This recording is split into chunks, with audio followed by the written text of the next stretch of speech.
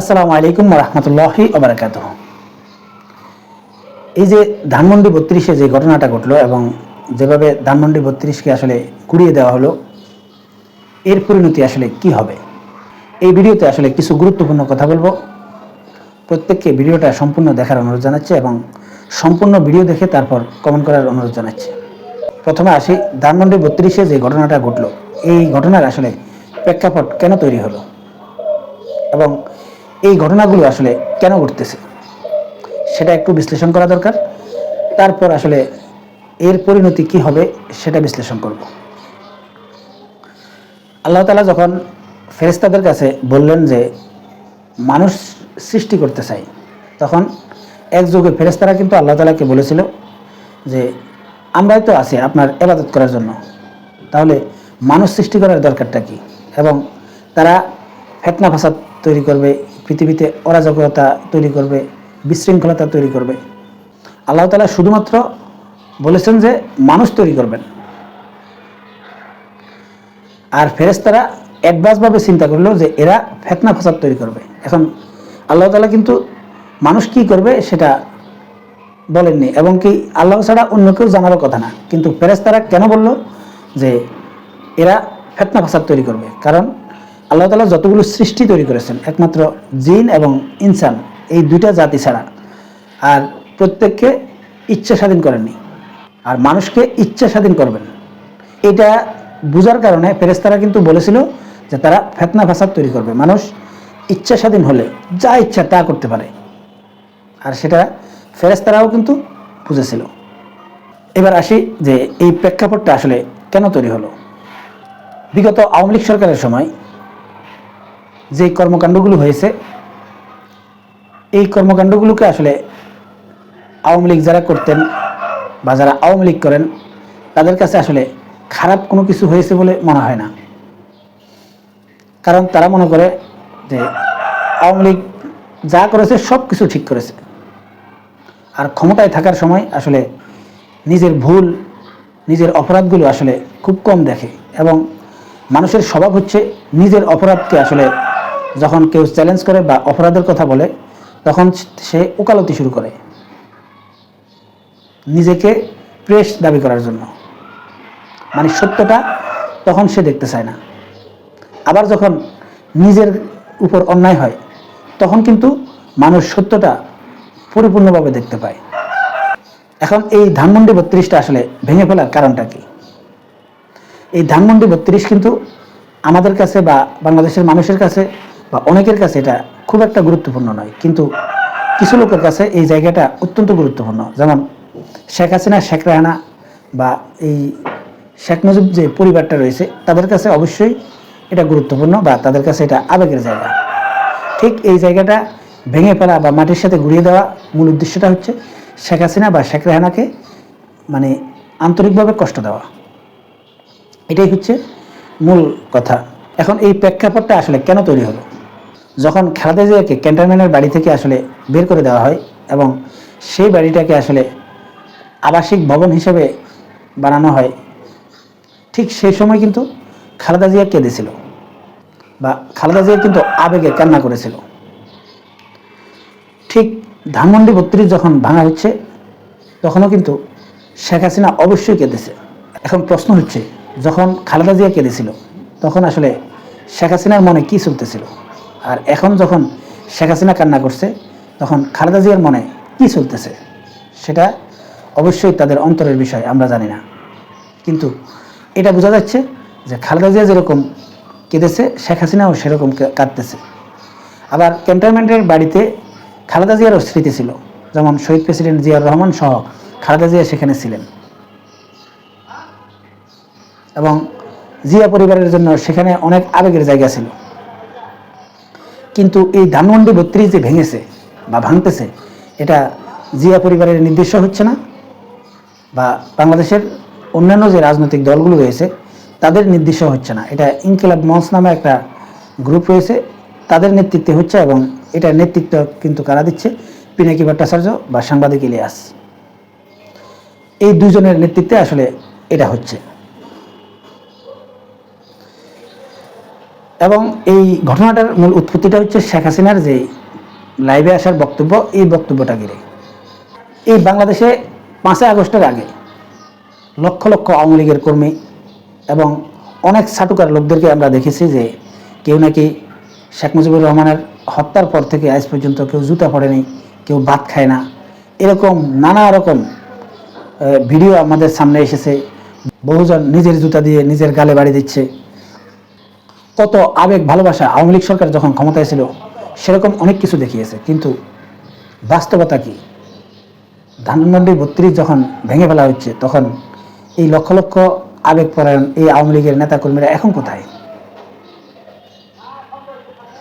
এমনকি আওয়ামী লীগের পতনের প্রায় 6 মাস অতিবাহিত হচ্ছে, কিন্তু এই 6 মাসে যেসব আওয়ামী লীগের বড় বড় নেতারা লম্বা লম্বা বক্তব্য দিতেন, অহংকারের সাথে তারা বক্তব্য দিতেন, অনেকেই কিন্তু বাংলাদেশে আছে, আবার অনেকে দেশ থেকে পালিয়েছে।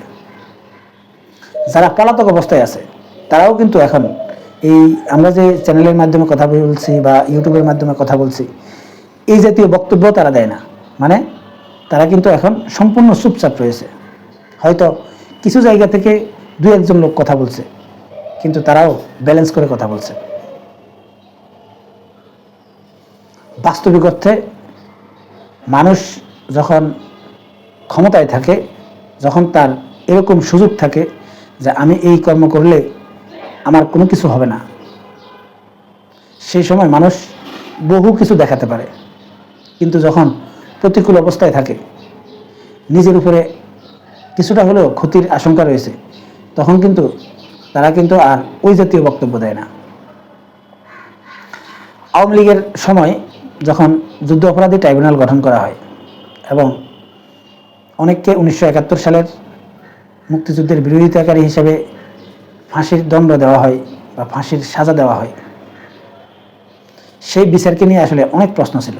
যেমন দেলোয়ার হোসেন সাঈদীর যে সাক্ষী ছিল, রাষ্ট্রপক্ষের সাক্ষী, যার ভাইকে হত্যার দায়ে দেলোয়ার হোসেন সাঈদীকে আসলে ফাঁসির রায় দেওয়া হয়েছে বা সাজা দেওয়া হয়েছে, সেই লোক যখন সাঈদীর পক্ষে সাক্ষী দিতে ট্রাইব্যুনালে উপস্থিত হয়, ট্রাইব্যুনালের সামনে থেকে তাকে আসলে অ্যারেস্ট করে গুম করা হয় এবং তাকে পরবর্তীতে ভারতে পাওয়া যায়। এবং সাঈদী সাহেবের মৃত্যুর পরেও সে কিন্তু আবারও কিন্তু সাহসিকতার সাথে এসে বক্তব্য বিবৃতি দেয়।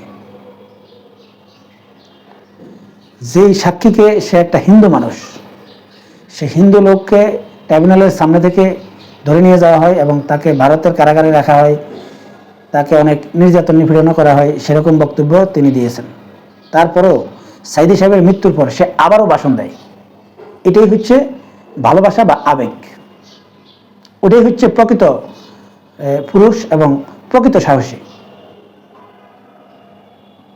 সেই সময় এমন একটা পরিস্থিতি ছিল যে কাউকে ডিজিএফআইয়ের লোক বা গোয়েন্দা ডিপার্টমেন্টের লোক উঠিয়ে নিয়ে যেতে পারতো এবং অনেককেই কিন্তু উঠিয়ে নিয়ে হত্যাও করা হয়েছে, যেমন সিলেটের বিএনপি নেতা ইলিয়াস আলীকেও। আর সেই পরিস্থিতিতে একটা হিন্দু লোক, সে কিন্তু সত্য বলে যাচ্ছিল এবং এই পুরো বিচার কার্যকে আসলে প্রশ্নবিদ্ধ করে দিয়েছে।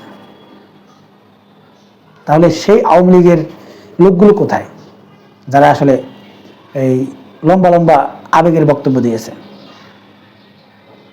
কেউ কি কোনো কথা বলেছে?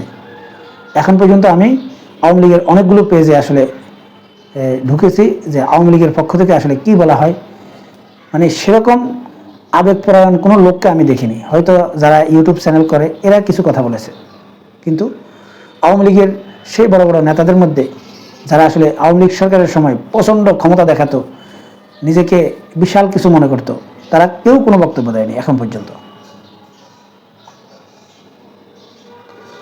মূল কথাটা হচ্ছে, যখন ক্ষমতায় থাকে তখন অনেক বড় বড় অনেক কথা বলা যায়, অনেক কিছু করা যায়। আর ক্ষমতায় থাকা অবস্থায় যখন কোনো কাজ কারবার করে, যে কাজগুলো করে সেগুলো একটু বিবেচনাও করে না যে আমরা যখন ক্ষমতায় থাকবো না তখন এর প্রতিক্রিয়া কি হতে পারে। আমার এই বক্তব্যগুলো শুনে আসলে আওয়ামী লীগ যারা করেন তাদেরও ভালো লাগবে না, আবার এখন ধানমন্ডি 32-এ যারা এই ঘটনাগুলো ঘটাচ্ছেন তাদেরও ভালো লাগবে না, আবার যারা এই ঘটনাকে পছন্দ করেন তাদেরও ভালো লাগবে না, যারা অপছন্দ করেন তাদেরও ভালো লাগবে না। কারণ সত্য শুনতে একটু তিতাই লাগে।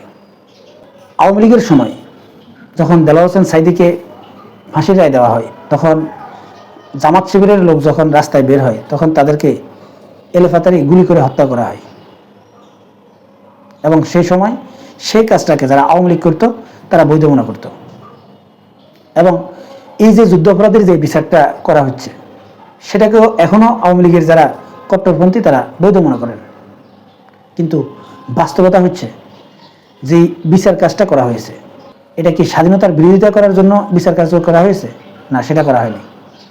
এটা করা হয়েছিল সেই সময় এই লোকগুলো গণহত্যা চালিয়েছে, অন্যের মাল লুট করেছে, দর্শন করেছে, এইসব অভিযোগে। এখন যে অভিযোগগুলো আনা হয়েছে সেগুলো কতটুকু সঠিক ছিল এবং রাষ্ট্রপক্ষ কি আসলেই এই অভিযোগগুলো প্রমাণিত করতে পেরেছে? যদি সেটা হয়, দেলোয়ার হোসেন সাঈদীর পক্ষে যেই হিন্দু লোকটা সাক্ষী দিতে এসেছিল তাকে কেন উঠিয়ে নিয়ে যাওয়া হলো? মানে বিচার কার্যটা বাংলাদেশের আইন অনুযায়ী যেভাবে করা উচিত, যেই ন্যায় বিচার পাওয়া উচিত, সেটা তারা পায়নি। এমনকি এই যে ব্রিগেডিয়ার আজমি, গোলাম আজমের ছেলে, তাকে আয়না করে রাখা হয়েছে বা বন্দি করে রাখা হয়েছে। কেন? সে তো সেনাবাহিনীতে চাকরি করত। তাকে কি অপরাধে রাখা হয়েছিল? মানে তখন যে অন্যায়টা হয়েছে, এই অন্যায়ের প্রতিফলন কিন্তু ঘটতেছে বর্তমান সময়ে যেটা ঘটতেছে সেটা। মানে আওয়ামী লীগ আমলে যখন তারা অন্যায়গুলো করেছে, ক্ষমতার অপব্যবহারগুলো করেছে, তখন তারা এটাই ভেবেছে যে আমাদেরকে কে কী করবে, কেউ কিছু করতে পারবে না, এবং এটা ভেবেই কিন্তু করেছে।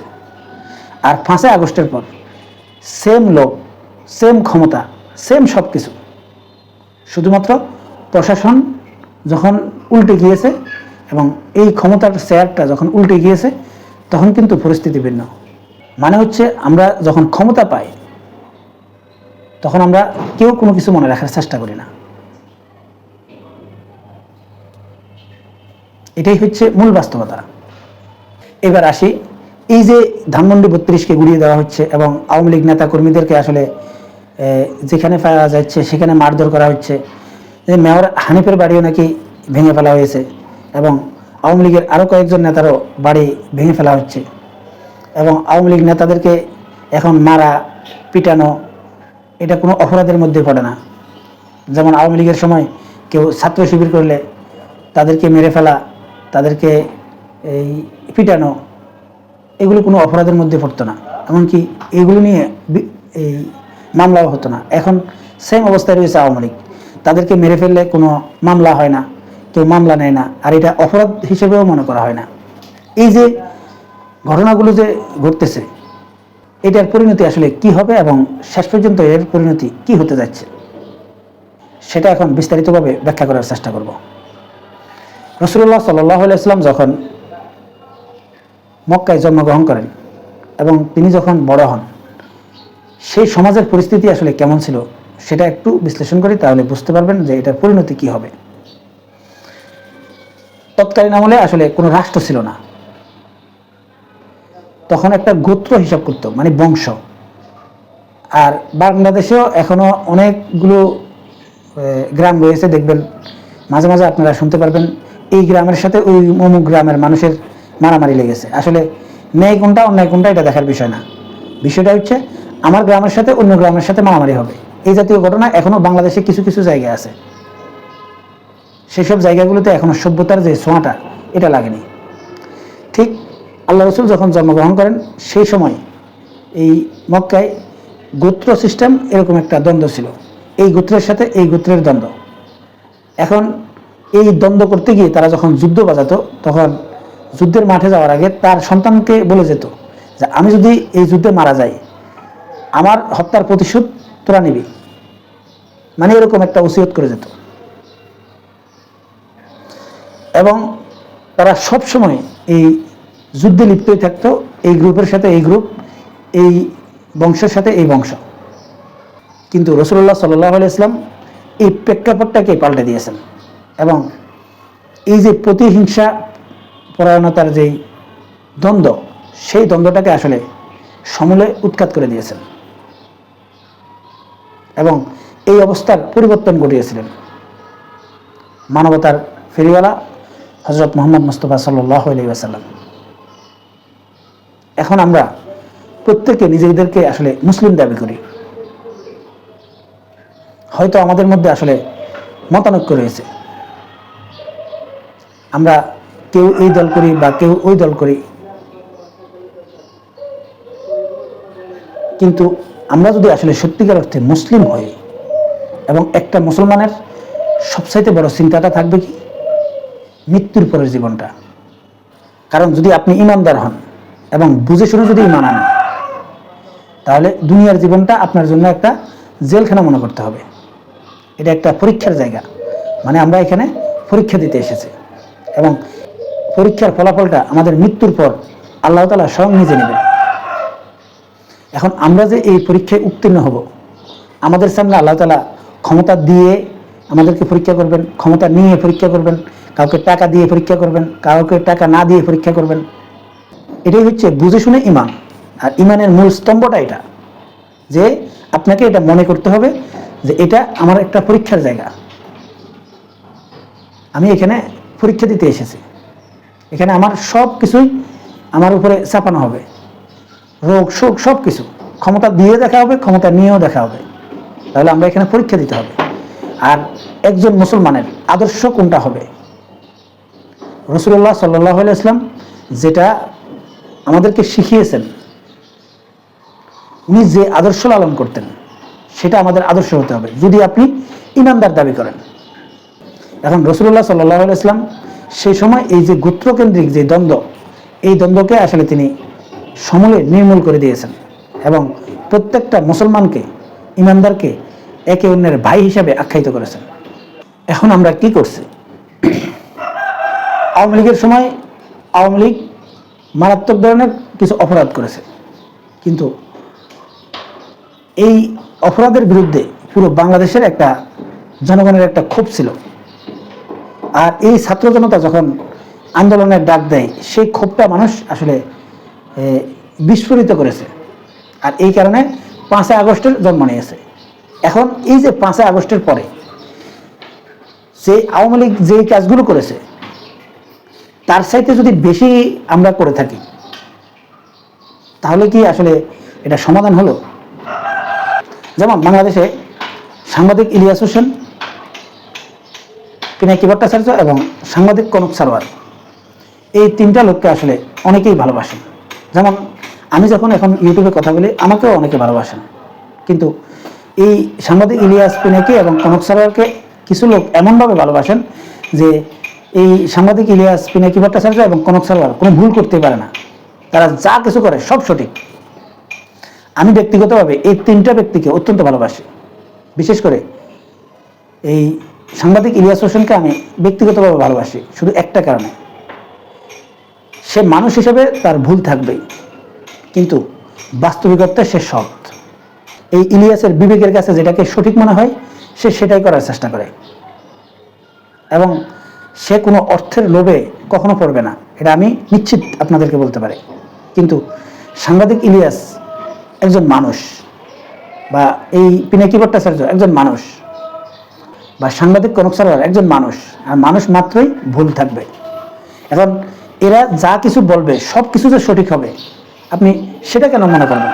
তাকে আমি ভালোবাসি, তাকে আমি পছন্দ করি, পছন্দ করার অনেক কারণ রয়েছে, কিন্তু তাদের সব কিছুই যে সঠিক হবে এটা কেন মনে করবেন? সে যেহেতু মানুষ, তার ভুল থাকতে পারে। অতএব আমরা যদি সত্যিকার অর্থে ইমানদার দাবি করি, তাহলে আমাদেরকে এই সমাজটা, আমাদের এই চিন্তাধারাটাকে অবশ্যই পাল্টাতে হবে। একজন লোক খারাপ করেছে বা এই রাষ্ট্রকে খারাপের দিকে নিয়ে গেছে, তাহলে কি আমরা কি আরো খারাপের দিকে নিয়ে যাব? এবং এই যে দেশটা যদি বিশৃঙ্খল অবস্থায় থাকে, তখন এটা কাদের লাভ? এই ধানমন্ডি 32 থাকলে কি আর না থাকলেই কি? এটা শেখ হাসিনা পরিবারের জন্য আবেগের জায়গা, কিন্তু আমাদের জন্য তো আবেগের জায়গা না। তাহলে এটা যদি থাকে, এটা তারা কোনোদিন গিয়ে তার বাবার স্মৃতি দেখবে, তার বাবার স্মৃতিগুলো মনে করবে, এতটুকুই ঠিক আছে। এখন শেখ হাসিনা যে খারাপ কাজগুলো করেছে, আপনিও যদি সেম কাজগুলো করেন তাহলে ব্যবধানটা কি রইল? এখন আমার মূল প্রশ্নটা হচ্ছে ওই জায়গায় যে এই দুনিয়াটা আমাদের জন্য পরীক্ষার জায়গা। এখন একটা সময় আপনাদেরকে বিরোধী দলে রেখেছে এবং আওয়ামী লীগকে ক্ষমতায় রেখেছে। কারা রেখেছে? আল্লাহ তাআলা রেখেছে। আল্লাহ তাআলার ইচ্ছে ছাড়া কেউ ক্ষমতায় থাকতে পারে না। তখন সে যে কর্মগুলো করেছে এটা তার জন্য পরীক্ষার জায়গা ছিল। এখন তাকে আবার বিরোধী দলে রেখে সেটাও আল্লাহ তাআলা পরীক্ষা করছে। আবার এখন যারা ক্ষমতায় আছেন, নিজেদেরকে ক্ষমতাশীল মনে করেন, তারাও কিন্তু পরীক্ষার মধ্যে দিয়ে আছেন। মানে এটার বিচার আল্লাহ তাআলা নিজে করবেন, আর এটাই হচ্ছে বাস্তবতা। অতএব কিছু কিছু জিনিস হয়তো ক্ষমা করা যাবে না, সেটা আল্লাহ ক্ষমা করবে না, যেমন অন্যের হক নষ্ট করা, এই জাতীয় জিনিস। এখন সেটা বাংলাদেশের যে রাষ্ট্রীয় আইন আছে, এই আইনের মাধ্যমে তাদের বিচার করেন। কিন্তু তারা যা করেছে তার চাইতে যদি আপনি আরো বেশি করেন, আরো বেশি করার চেষ্টা করেন, তাহলে কি আসলে আমাদের এই বাংলাদেশটা শান্তির দিকে এগিয়ে যাবে? এখন যদি আমি এই ধানমন্ডি 32 ভেঙে ফেলা হয়েছে, সঠিক করেছে এবং বঙ্গবন্ধু শেখ হাসিনা সহ সবার 14 গোষ্ঠী উদ্ধার করে দিতাম, বিশ্বাস করেন আমার এই ভিডিওর নিচে অসংখ্য কমেন্ট আসতো যে আপনি এখন বিপ্লবের পক্ষে কথা বলতেছেন, এরকম আসতো। আমার ভিডিওগুলো অনেকেই দেখেন কিন্তু সাবস্ক্রাইব করে খুব কম। এর কারণটা হচ্ছে সত্য শুনতে একটু খারাপ লাগে। সত্য সবসময় শেষ পর্যন্ত বিজয়ী হয়, মিথ্যা সবসময় ধ্বংস হয়ে যায়। এখন হয়তো আমার এই কথাগুলো যারা ক্ষমতায় আছে তাদের ভালো লাগবে না, কিন্তু যখন আপনার ক্ষমতা থাকবে না তখন আপনাকে এই সব কিছুর মূল্য দিতে হবে। আর দুনিয়াতে যদি আপনি মূল্য নাও দেন, আপনাকে আখিরাতে অবশ্যই মূল্য দিতে হবে। অতএব একজন মুসলমানের বৈশিষ্ট্য হওয়া উচিত যে আমি যা কিছু করব, আল্লাহ আমাকে যা যেভাবে করতে বলেছে সেটাই করব, যদি আপনি নিজেকে ইমানদার দাবি করেন। আমাদের বাংলাদেশে আমরা অনেক মুসলমান আছে এবং নিজেদেরকে ইমানদার দাবি করি, কিন্তু বাস্তব সত্য হচ্ছে যে আল্লাহ রসুলের আমলে সবচাইতে বড় মুনাফিক যে ছিল, মুনাফিকের সর্দার, সে কিন্তু আল্লাহ রসুলের পিছনে নামাজ পড়েছে এবং আল্লাহ রসুলের সাথে সব সময় ছিল। এবং তার মতো নামাজি, তার মতো ফরেজগার বর্তমান পৃথিবীতে সবগুলো ফরেজগারকে একাত্র করলেও হবে না। কিন্তু সে শুধুমাত্র একটা যুদ্ধক্ষেত্র থেকে পিছন থেকে ভেগে গিয়েছে কিছু সৈন্য নিয়ে। আর এই কারণে হযরত ওমর আল্লাহ রসুলের পাঞ্জাবি টেনে ধরেছিলেন তার জানাজায় না যাওয়ার জন্য। আল্লাহ রসুল যখন সংকল্প করলেন যেহেতু আল্লাহ আমাকে কিছু বলেনি, আমি অবশ্যই তার জানাজা যাব, তখন আল্লাহ আয়াত নাজিল করে দিয়েছেন। অতএব আমরা শুধু নিজেদেরকে ইমানদার দাবি করলে হবে না। কোরআন আমাদেরকে কি বলেছে, রাসূলুল্লাহ সাল্লাল্লাহু আলাইহি ওয়াসাল্লামের আদর্শটা কি, আমাদেরকে সেটা বিবেচনা করে তারপর সবগুলো কাজকর্ম করতে হবে। এখন এই পরিস্থিতিটা অবশ্যই আওয়ামী লীগ তৈরি করেছে, কিন্তু আওয়ামী লীগ যতটা করেনি তার চাইতে খুব বেশি করা হচ্ছে। এখন অনেকেই বলতে পারেন যে এই কাজগুলো আসলে জামাত শিবির অথবা বিএনপি করছে কিনা। না, এই জিনিসগুলো জামাত শিবির অথবা বিএনপি করছে না। যদিও আপনারা অনেকেই কমেন্ট করেন যে ছাত্রদের সাথে জামাতের ভালো সম্পর্ক, সম্পর্ক হচ্ছে এটা রাজনীতির সম্পর্ক। এই কাজগুলো কারা করতেছে? উত্তেজিত জনতা। এখন এরা কারা? এই জুলাইয়ে যা এইসব লোকগুলো আহত হয়েছে তাদের পরিবার, এবং যেই সব ছাত্ররা মারা গেছে তাদের বন্ধুবান্ধব, তাদের সহপাঠী, তাদের আত্মীয় স্বজন। যেহেতু ডক্টর ইউনূস সরকার এখন ক্ষমতায় এবং এই সরকারটাকে আসলে বসিয়েছে এই জনগোষ্ঠী, তাই এখন মূল পাওয়ারে তারা আছে। জামাত এবং বিএনপি তাদের রাজনীতির কারণে, রাজনীতির কৌশলের কারণে চুপচাপ রয়েছে। আমি আপনাদেরকে বলতে পারি যে এই ঘটনাগুলোর সাথে জামাত শিবিরের লোক জড়িত নয় এবং বিএনপির মূল নেতাকর্মীরাও জড়িত নয়। সম্মানিত দর্শক, আশা করছি আমি কি বোঝাতে চেয়েছি বুঝতে পেরেছেন। আমি যেহেতু মানুষ, আমার কথায়ও অনেক ভুল ভ্রান্তি থাকতে পারে। যদি ভুল থাকে সেটা কমেন্টসে ধরিয়ে দিবেন, আমি ভুলটা শুধরে নেব। আর যদি আমার কথাগুলো যদি সঠিক হয় তাহলে আপনাদের চিন্তাধারাকে অবশ্যই পাল্টাতে হবে এবং পাল্টানো উচিত। এবং সেই অনুযায়ী আমল করা উচিত। এখনকার মতো এই পর্যন্তই। আল্লাহ হাফেজ।